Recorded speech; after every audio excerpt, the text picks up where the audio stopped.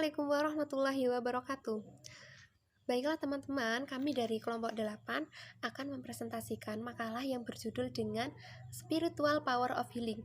Di sini saya akan menjelaskan yang pertama yaitu pengertian terapi spiritual Islami.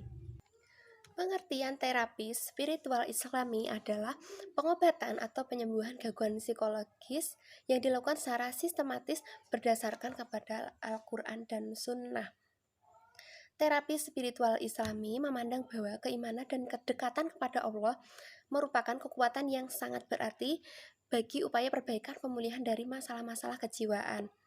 Dua sasaran penting dalam terapi spiritual Islami adalah kolbu dan akal manusia, karena keduanya merupakan hal yang urgent dalam menentukan kesehatan jiwa manusia.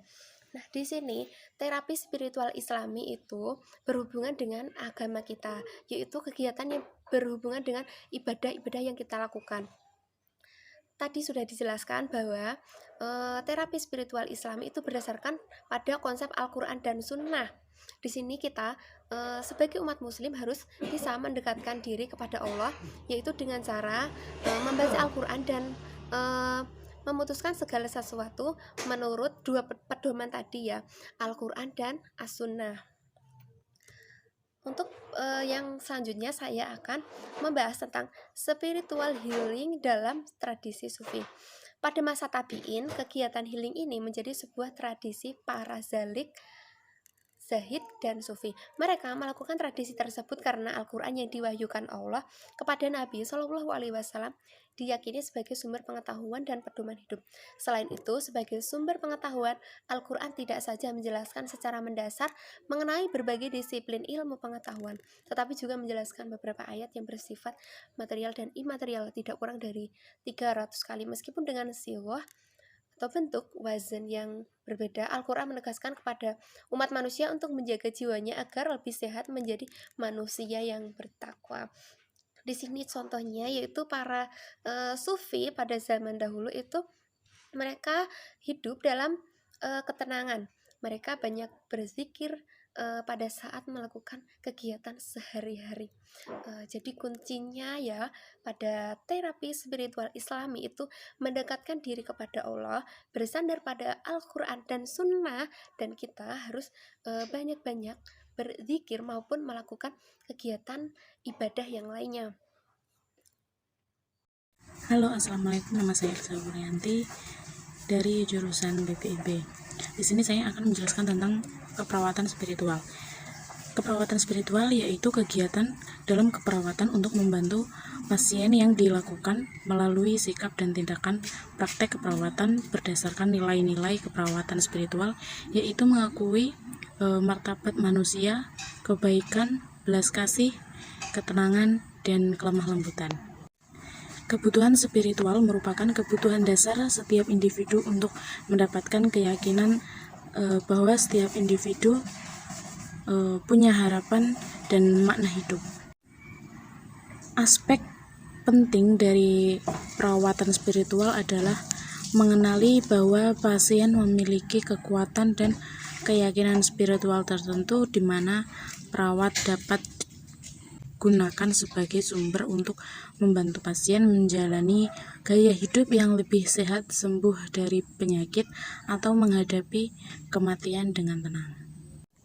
Konsep dasar asuhan keperawatan spiritual yaitu diberikan perawat tidak bisa lepas dari aspek spiritual yang merupakan bagian integral perawatan yang perawat dengan pasien. Kebutuhan spiritual merupakan kebutuhan dasar yang dibutuhkan oleh setiap manusia. Asuhan keperawatan spiritual adalah suatu manifestasi dari ibadah yang dibentuk pelayanan profesional dan merupakan bagian integral dari pelayanan kesehatan yang didasari pada keimanan, keilmuan, dan amal. Asuhan keperawatan berbasis spiritual dapat diidentifikasikan pada masing-masing tahapan, seperti pengkajian aspek spiritual membutuhkan hubungan interpersonal yang baik antara perawat dengan pasien. Oleh karena itu, pengkajian sebaiknya dilakukan setelah perawat dapat membentuk hubungan yang baik dengan pasien atau dengan orang terdekat pasien. Nah, pada tahap implementasi, perawat menerapkan rencana intervensi dengan melakukan prinsip-prinsip kegiatan asuhan keperawatan sebagai berikut. Yang pertama, periksa keyakinan spiritual pribadi perawat. Yang kedua, fokuskan perhatian pada persepsi klien terhadap kebutuhan spiritualnya. Yang ketiga, jangan berasumsi kita tidak mempunyai kebutuhan spiritual.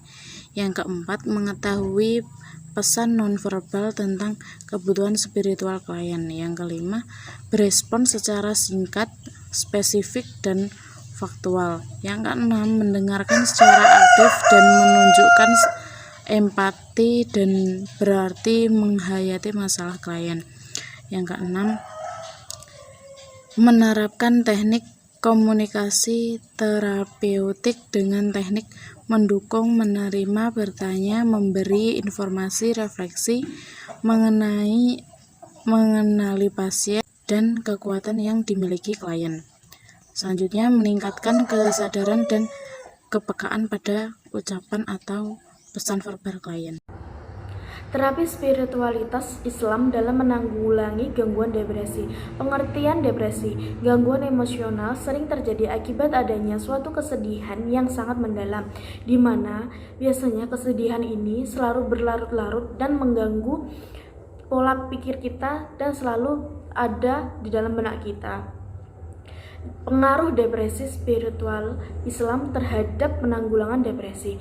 Terapi spiritual Islam terbukti secara efektif dalam penanggulangan depresi dan gangguan psikis, di mana biasanya ini melalui kita biasanya dengan mendengarkan ceramah ataupun membaca ayat Al-Quran agar ada ketenangan di dalam hati dan pikiran kita. Saat kita mendengarkan ceramah tentang motivasi dan cara kita menyelesaikan permasalahan yang kita alami, biasanya kita akan disuruh untuk mendekatkan diri kepada Allah. Mungkin cukup itu yang dapat kami sampaikan. Semoga bermanfaat. Apabila ada kekurangan, kami mohon maaf. Sekian.